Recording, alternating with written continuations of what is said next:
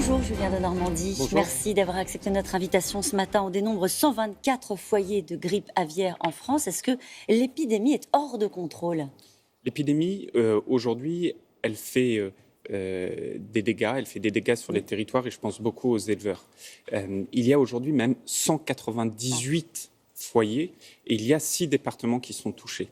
Mais face à cette épidémie, il y a des moyens drastiques que nous mettons en place. Qui ne suffisent pas, visiblement. Aujourd'hui, qui ont encore été renforcés, c'est-à-dire que nous accélérons. Ce qu'il faut bien comprendre, c'est que cette influenza aviaire, c'est une course contre la montre. C'est un virus qui se propage de volaille en volaille et il faut absolument contenir sa propagation. Il n'y a qu'un seul moyen, c'est d'abattre des canards à titre préventif. Premier cas de contamination, c'était mi-novembre. Est-ce qu'on a sous-estimé l'ampleur de cette contamination? Non, je ne le crois pas du tout, parce que dès qu'on a vu que les élevages étaient atteints, à ce moment-là, on a mis en place des abattages préventifs. Et quand on a vu, notamment dans un département, qui est le département des Landes, qui concentre la majorité des cas, que l'épidémie continuait à circuler, on a massifié ces abattages. Il faut avoir en tête que depuis le 20 décembre, c'est près de 700 000 canards, 700 000, je dis bien, qui ont été abattus. Et face à ça, on continue, c'est-à-dire qu'on dédouble les moyens d'abattage, on réquisitionne des abattoirs, on organise la chaîne logistique. J'étais vendredi dans les Landes, j'étais hier dans le Gers, et donc face à cette influenza aviaire, on accélère pour contenir justement sa propagation. Le coût de tout cela, est-ce que vous l'estimez pour la filière? Ce sera un coût qui est élevé, et c'est d'ailleurs l'État qui indemnisera. Pourquoi ? C'est bien normal, c'est l'État qui ordonne ces abattages. Et donc, à ce titre, l'État sera aux côtés des éleveurs. Et vraiment, moi, j'ai été aux côtés des éleveurs ces derniers jours. C'est rude ce qui est en train de se passer pour eux. C'est une détresse. Ouais. Vous savez, c'est des semaines, des mois de travaux, et puis tout d'un coup, même à titre préventif, on vous dit il faut abattre votre élevage. Est-ce qu'on a pris les bonnes décisions, pardon de vous couper, Julien de Normandie, après la première épidémie de 2017 ? Beaucoup d'investissements ont été faits, beaucoup. Mais ce qu'il faut avoir en tête, c'est que ce virus auquel on est confronté aujourd'hui, il circule particulièrement fortement. Il est particulièrement contagieux. Et donc, la conclusion de cela, c'est qu'il va falloir aller encore plus loin. Et d'ailleurs, dans ce fameux plan de relance, on met plus de 130 millions d'euros pour moderniser les abattoirs et notamment dans ces mesures de biosécurité. Et donc, on va continuer à faire cela. En 2017, les pertes, c'était 600 millions d'euros. Ce sera combien cette fois ? Encore une fois, c'est encore trop tôt. Mais là où je veux être très clair, c'est que tout ce qu'il faudra mettre en place pour accompagner nos agriculteurs, nous le ferons. Et je veux être aussi très clair sur un point. Ce virus de l'influenza aviaire, il n'est pas transmissible à l'homme. Et donc, je le dis clairement, continuez à manger du canard, de la volaille, des œufs, du foie gras. Il n'y a absolument aucun risque pour l'homme. C'est un virus qui se transmet de volaille en volaille. Et pourtant, il y a eu une alerte de l'OMS, de la coordinatrice des urgences sanitaires, qui rappelle que les virus de la grippe aviaire ont la capacité de passer des animaux aux humains et créer un potentiel pour une nouvelle pandémie. Ça dépend des virus.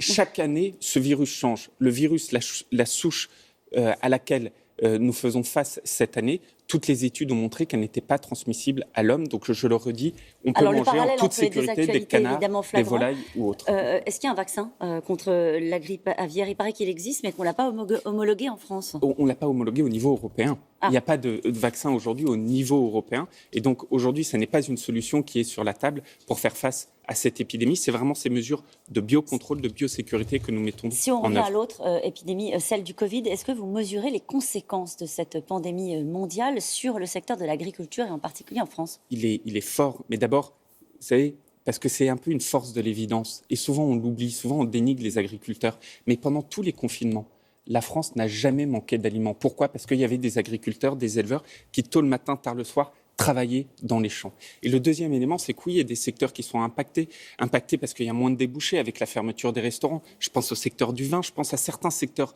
de viande qu'on mange principalement dans les restaurants. Et donc, à chaque fois, on apporte des aides, on accompagne de façon très précise avec ces filières. Aujourd'hui, par exemple, on a un gros sujet sur le vin.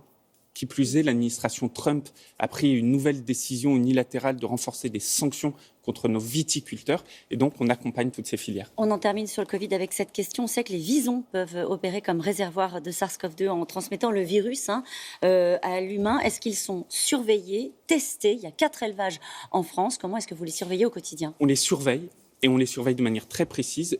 Tous les élevages ont été testés et dans l'un des 4 élevages, on a détecté la présence de la Covid il y a déjà plusieurs semaines. Et dès qu'on l'a détecté, on a abattu évidemment les visons qui s'y trouvaient. Donc oui, nous avons un contrôle.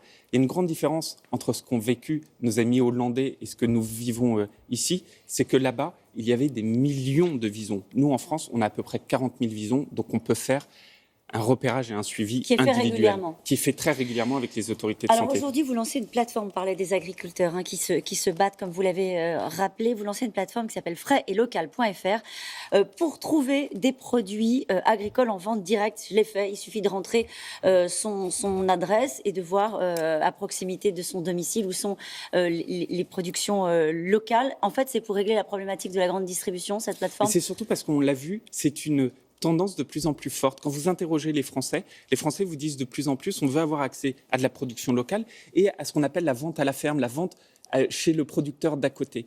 Et donc, on a voulu fédérer toutes les initiatives et permettre aux Français qui le souhaitaient d'avoir un accès facile à tous ces producteurs d'à côté. Donc, c'est une plateforme qui s'appelle, et merci d'en avoir précisé le nom, fraisetlocal.fr.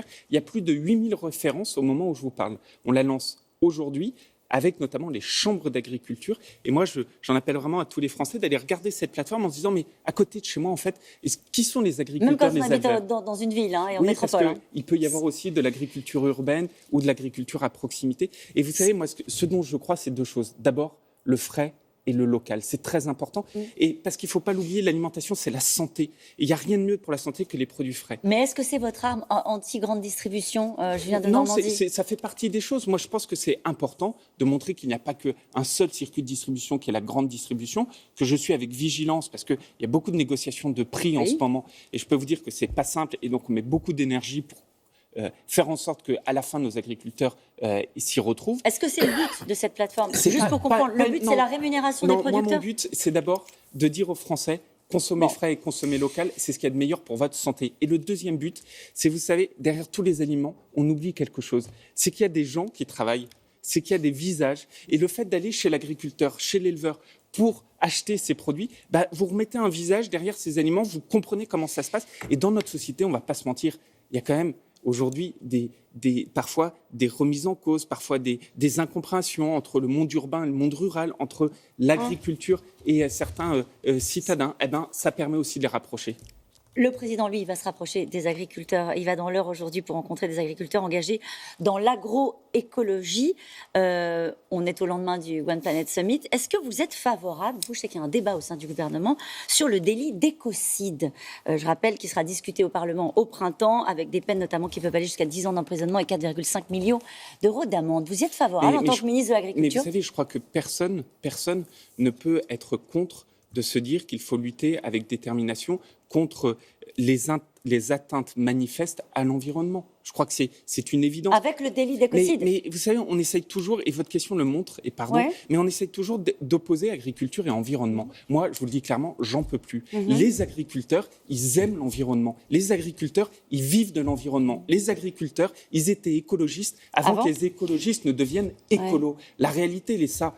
Moi, je suis ingénieur agronome. Il y a 25 ans, quand j'ai fait ces études, c'est parce que je crois dans l'environnement. Un agriculteur, quand il quand il cultive le sol, il le fait parce qu'il vit de l'environnement. On ne le dit pas suffisamment. Vous savez où est-ce qu'on capte le carbone sur Terre ? On parle souvent de la forêt, mais avant la forêt, c'est le sol. Et le sol, ce sont nos agriculteurs qui le gèrent. Donc, ils ont été piégés par le débat sur le glyphosate, etc. Ils ont été piégés par les débats sur les néonicotinoïdes. Il y a un cynisme politique qui vise à opposer ces agriculteurs à l'écologie. Et ce cynisme, c'est quoi ? C'est de se dire, on pourrait mettre à mal notre agriculture, et puis c'est pas grave, on importera des produits alimentaires de l'étranger, produits de façon inférieure en termes de normes environnementales. Ça, c'est l'hypocrisie. Oui, Julien de Normandie, la réponse est oui. Vous êtes favorable au délit d'écocide. Mais je suis favorable à tout ce qui permet de lutter de manière manifeste contre l'environnement. Mais je lutte avec force contre tout ce débat politique